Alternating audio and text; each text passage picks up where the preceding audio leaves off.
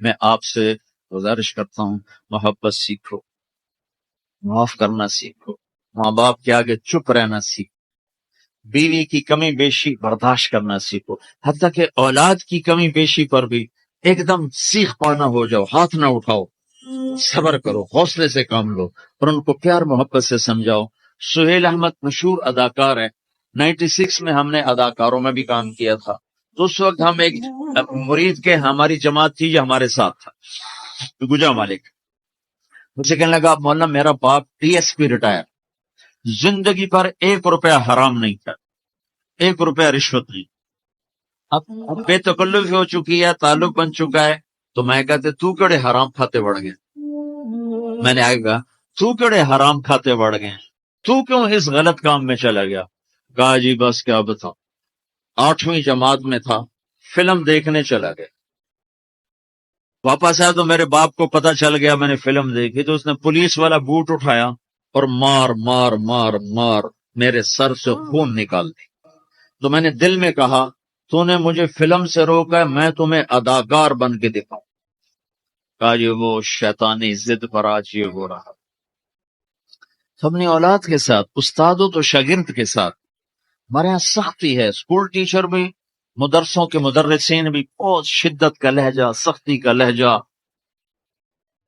ہان پکڑوانے، مارنا پیٹنا، یہ انسانی طریقہ نہیں ہے۔ پہلا جھوٹ ماں باپ سکھاتے ہیں، اولاد پہ سختی کرتے ہیں، وہ جھوٹ بولنا شروع۔ میرے والد صاحب نے نماز سختی سے پڑھانا شروع، جب میں گھر میں ہوتا تھا تو اب اللہ گواہ ہے اپنے گناہوں کا ذکر نہیں کرنا چاہیے، لیکن صحابہ بھی کیا کرتے تھے، جاہلیت کے قصے سناتے تھے اللہ کے نبی کو، اپنے باپ کے ڈر سے بغیر وضو پہ جا کے نمازیں پڑھ۔ ایسی شدت نہ ہو کہ زبان جھوٹ دیا۔ 4تھی جماعت میں تھا میں، ہمارے استاد تھے ماسٹر شفیع صاحب رحمۃ اللہ علیہ، بڑے محنتی استاد، اس زمانے کے استاد ہوتے ہی محنتی تھے لیکن مارتے بہت۔ انہوں نے ہمیں حساب کا سوال لکھایا، سلیٹیں ہوتی تھی اس میں، اب میں کوئی 12ویں نمبر پہ بیٹھا ہوا تھا اور جو جا رہا ہے آتا نہیں، ٹھو ٹھو ٹھو ٹھو، سوٹے بھی مکے بھی، میں کہ ابھی مر گئے، مجھے بھی نہیں آتا تھا اور میں انتظار کر رہا ہوں کہ یا اللہ میں اس سے نکلوں کیسے، سوال تو آتا نہیں، پکی گل ہے، سوٹے ہی ہیں۔ اب میرا چھوٹا ذہن اور میں سوچ رہا ہوں کہ کیا چکر چلاؤں کیا چکر چلاؤں۔ تو تھوڑا سا بیک گراؤنڈ یہ ہے کہ چونکہ ہمارا زمیندارہ ماحول تھا تو استادوں کو گھر ہماری طرف سے گندم جاتی تھی، چاول جاتے تھے، گھی جاتا تھا، آٹا جاتا تھا، مکھن جاتا تھا، چینی جاتی تھی، مرچیں جاتی تھی، جو سیزن پہ تو وہ جاتی تھی۔ تو کوئی 2 مہینے پہلے میرے استاد جی نے کہا تھا کہ پتر مرچاں بھجوا دے، ابے نو آخی مرچاں بھجوا دے، وہ میں بھول گیا کہنا بھول گیا۔ سب میں بیٹھا سوچ رہا ہوں یار جان کیسے بچاؤں، وہ 2 مہینے پرانی بات یاد آ گئی۔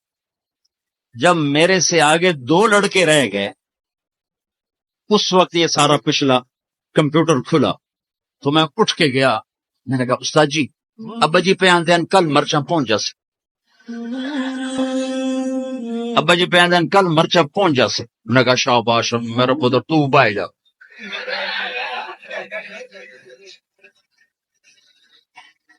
یہ جھوٹ کس نے بلوایا؟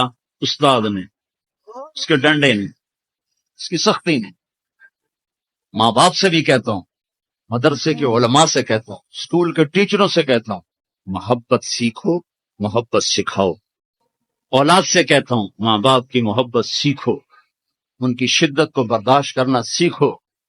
بھائی سے کہتا ہوں بھائی کی برداشت کر، آپ بیٹھے ہو عورتیں نہیں ہیں تو آپ سے کہتا ہوں بیوی کی برداشت کرو، ماں کی برداشت کرو، بہنوں کی برداشت، جو بھی کوئی بلندیوں کے راستے ہیں وہ برداشت میں چھپے ہوئے۔ اور تبلیغ میں وقت ہو، تبلیغ سے بڑھ کر سارے دین کے کام خیر کے جس سے لوگوں کو نفع ہو رہا ہے، لیکن جو سب سے اس وقت لوگوں کے لیے خیر بھلائی کا کام ہے وہ یہ تبلیغ کا، اس میں ٹائم دیا کرو، آپ کو بہت نفع ہو، اللہ تعالیٰ انشاءاللہ آپ کو آگے بڑھائے گا۔ کسی سے لڑے ہوئے ہو ابھی اٹھ کے صلح کر لیں، کسی سے ناراض ہو ابھی جا کر اس کو گلے لگا دیں، کہ اللہ کی بارگاہ میں بہت اونچا لے جانے والا عمل ہے جھک جانا، معاف کرنا، درگزر کر. تو اس کی بھی نیت کرتے ہو؟ اللہ تعالیٰ قبول فرمائے. اللہم لک الحمد کما انت اہلہ وصلی علی محمد کما انت اہلہ وفعل بنا ما انت اہلہ انک اہل التقوی و اہل المغفرہ. ربنا تقبل منا انک انت السمیع العلیم وتب علینا انک انت التواب الرحیم. اللہم اغفر للمؤمنین والمؤمنات والمسلمین والمسلمات الاحیاء منهم والاموات انک سمیع قریب مجیب الدعوات.